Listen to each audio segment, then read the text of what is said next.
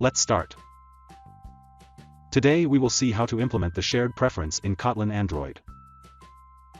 Let's see the project structure.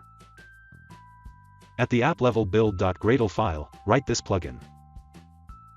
Here we have the main activity and a shared preference manager class.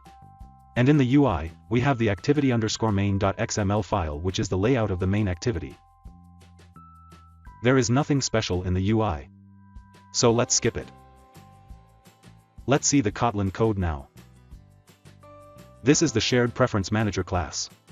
Here first, we implement the singleton object creation pattern, so that only a single object of this class would be present throughout the app lifecycle.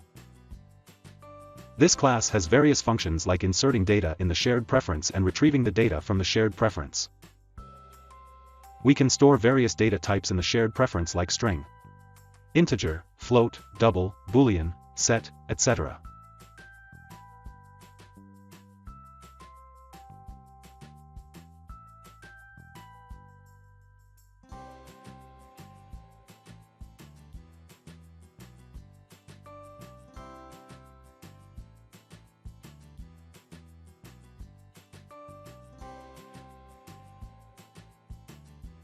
This is the main activity.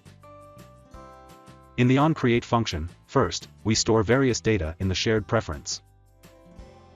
And then we retrieve the same data from the shared preference and show it in the logs.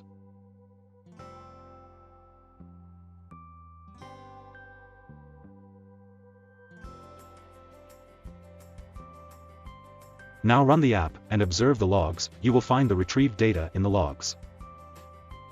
So that's it. That's how you can implement shared preference in Kotlin Android. Thank you.